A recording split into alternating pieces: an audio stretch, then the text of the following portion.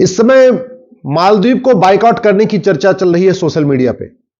बहुत सारे लोग कह रहे हैं कि मालदीव नहीं जाएंगे, अब भविष्य में नहीं जाएंगे। बहुत सारे लोगों ने तो मालदीव जाने का टिकट भी कैंसिल करा दिया। एक अनुमान के अनुसार 10 लाख भारतीयों ने मालदीव जाने का अपना जो टिकट था उसको कैंसिल कर दिया, अपनी होटल की बुकिंग कैंसिल कर दिया। लेकिन मैं अभी देख रहा था बहुत सारे ऐसे लोग जो मालदीव जा चुके हैं, आज भी उनकी फोटो फेसबुक पे है, ट्विटर पे है, उनके इंस्टा पे है। तो मैं इसलिए रिक्वेस्ट कर रहा हूं, अगर आप बायकॉट मालदीव कर रहे हैं तो अपनी पुरानी फोटो अपने ट्विटर से, फेसबुक से, इंस्टाग्राम से हटा दीजिए। दूसरी बात ये जो मालदीव है इसका इतिहास तो समझिए।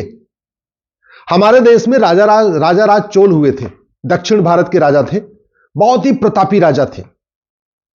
29 साल तक उन्होंने राज किया था। राजा राज चोल ने 29 साल राज किया। 9 लाख की क्षमता वाली उनके पास सेना थी। उनके जो सैनिकों की संख्या थी 9 लाख थी। उनके पास जहाजी बेड़े थे और जब वो चलते थे समुद्र में तो आगे कितनी दूर पे जमीन मिलेगी, कितनी दूर के बाद फिर धरती मिलेगी, उसको टेस्ट करने के लिए उनके पास बहुत बढ़िया एक साधन था। उन्होंने ऐसे पक्षी पाले थे कि वो अपने जहाज पर से उड़ा देते थे और जब वो पक्षी लौट के आ जाते थे उससे स्पष्ट हो जाता था कि आगे बहुत दूर तक धरती नहीं है। तो मतलब समुद्र में चलते थे जहाज से तो यह भी पता कर लेते थे कि कितनी दूर पे धरती मिलने वाली है या समुद्र लगातार चलता रहेगा। और उन्होंने चार जगह अपना राज स्थापित किया था। जो भारत में उनका राज था वो तो था ही। वर्तमान जो मालदीव है ना, ये भी उन्हीं का राज था। जो इंडोनेशिया है ये भी उन्हीं का राज था, राजा राज चोल का राज था। मलेशिया ये भी हिंदू राष्ट्र था। तो राजा राज चोल ने जो अपना हिंदू राष्ट्र स्थापित किया था, मलेशिया भी था उसमें, इंडोनेशिया भी था, मालदीव था। मालदीव एक्चुअली संस्कृत शब्द है मल्लद्वीप, जैसे लक्षद्वीप है ऐसे मल्लद्वीप ये संस्कृत शब्द है। और चूंकि पहले हमारे देश में ज्यादातर स्थानों के नाम संस्कृत में होते थे, दक्षिण भारत में आज भी आपको मिलेंगे रामेश्वरम, मछलीपट्टनम, इस तरीके से रामनाथपुरम, लास्ट में म लगता है या तो द्वीप लगता है।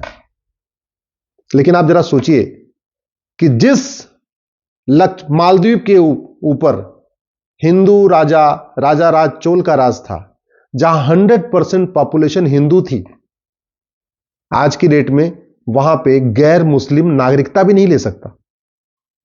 मालदीव में अगर आपको सिटीजनशिप चाहिए तो सबसे पहले आपको इस्लाम कबूल करना पड़ेगा।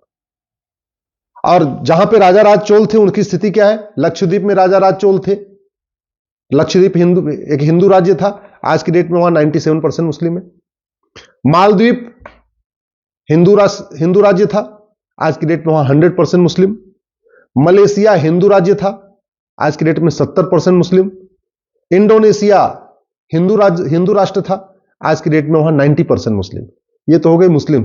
और जो हिंदू राष्ट्र था वहां हिंदुओं की संख्या, लक्षद्वीप हिंदू राज्य, आज की डेट में वहां हिंदू केवल 2%। मालदीव हिंदू राज्य, हिंदू 0, एक भी नहीं, क्योंकि नागरिकता ही नहीं मिलेगी ना। मलेशिया हिंदू राज्य, हिंदू 1%। इंडोनेशिया हिंदू राज्य, हिंदू केवल 2%। आप खुद सोच सकते हैं कि इतने जल्दी पूरी की पूरी डेमोग्राफी बदल चुकी है। ये मैंने मलेशिया, इंडोनेशिया, मालदीव, लक्षद्वीप का इतिहास इसलिए बताया कि एक समय में ये हिंदू राज्य थे और ये चारों के चारों राजा राज चोल, जो चोल डायनेस्टी है, जो चोल साम्राज्य था, उसके अंतर्गत आते थे। राजा राज चोल बहुत ही प्रतापी थे। बहुत उन्होंने कुएं बनवाए, स्कूल बनवाए, कॉलेज बनवाए, बहुत धर्मशालाएं बनवाई। लेकिन कुछ तो उनसे भूल हो गई, जो बाद में हिंदू राज्य पूरी तरीके से डेमोग्राफी बदल गई और कन्वर्ट हो गए। आज हम अफगानिस्तान से गायब हो गए, पाकिस्तान से गायब हो गए, बांग्लादेश से गायब हो गए, इंडोनेशिया से गायब हो गए, मलेशिया से गायब हो गए, मालदीव से गायब हो गए। जो दुनिया में बाकी गायब हुए भारत में 9 राज्यों से खत्म हो चुके हैं। डिस्ट्रिक्ट वाइज 200 जिलों से खत्म हो चुके हैं। याद रखिए, भारत में कुल 750 जिले हैं, उसमें से 200 जिलों की डेमोग्राफी बदल चुकी है। तहसील के हिसाब से हम 900 तहसीलों से गायब हो चुके हैं। टोटल 900 तहसीलों की डेमोग्राफी बदल चुकी है। तो 9 राज्यों की डेमोग्राफी बदल चुकी है, 200 जिलों की डेमोग्राफी बदल चुकी है, 900 तहसीलों की डेमोग्राफी बदल चुकी है। हमारी 300 तहसीलें तो बॉर्डर पे हैं, याद रखिएगा। टोटल 900 तहसीलों की डेमोग्राफी बदली है, जिसमें से लगभग 300 तहसीलें बॉर्डर पे आती हैं, उनकी पूरी पूरी डेमोग्राफी बदल चुकी है। यानी जो भारत का जो बॉर्डर है उसकी डेमोग्राफी पूरी बदल चुकी है। ये सोचना पड़ेगा इसका तरीका क्या है।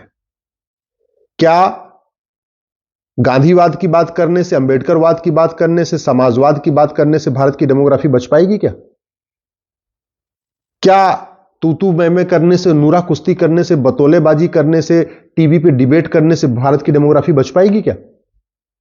जानते हैं भारत की डेमोग्राफी को जो सबसे बड़ा खतरा है वो जनसंख्या विस्फोट से है। 86,000 बच्चे रोज पैदा हो रहे हैं। 2023 में 3.25 करोड़ बच्चे पैदा हुए हैं। इसमें से 1 करोड़ से ज्यादा बच्चे अवांछित हैं। अवांछित का मतलब या तो वो तीसरी संतान है, या चौथी संतान है, या 5वीं औलाद है, या 6वीं औलाद है, या 8वीं औलाद है, या 12वीं औलाद है, या 16वीं औलाद है। जरूरत क्या है? वास्तव में अगर हम भारत की डेमोग्राफी बचाना चाहते हैं, भारत की डेमोग्राफी जो इतनी बदल गई वो तो बदल गई, लेकिन कम से कम आगे ना बदले उसको रोकना चाहते हैं तो तत्काल जनसंख्या नियंत्रण कानून बनाना पड़ेगा। 3.25 करोड़ में से 1/3 यानी 1 करोड़ से ज्यादा बच्चे अवांछित हैं। अब उनकी भोजन की व्यवस्था, उनके कपड़े की व्यवस्था, उनके मकान की व्यवस्था, उनके लिए हॉस्पिटल की व्यवस्था, ये सारा बर्डन किसके ऊपर आएगा? टैक्स पेयर के ऊपर आएगा। जो इनकम टैक्स देते हैं, टीडीएस देते हैं, वैट देते हैं, जीएसटी देते हैं, सारा का सारा खर्चा उन्हीं के पास आए, उन्हीं के ऊपर आने वाला है, सारा बर्डन उन्हीं के ऊपर आने वाला। दूसरा जो डेमोग्राफी हमारी बदल रही है वो है घुसपैठ के कारण। 2017 में मैंने पीएल फाइल किया था, उस समय 5 करोड़ घुसपैठिए थे। अभी 2024 में ये 5.5 करोड़ हो चुके हैं। ऑस्ट्रेलिया की जनसंख्या 2 करोड़ है और हमारे देश में 5.5 करोड़ घुसपैठिए रहते हैं, यानी लगभग ऑस्ट्रेलिया के 3 गुना भारत में घुसपैठिए रहते हैं। कनाडा की जनसंख्या 4 करोड़ है और भारत में 5.5 करोड़ घुसपैठिए रहते हैं।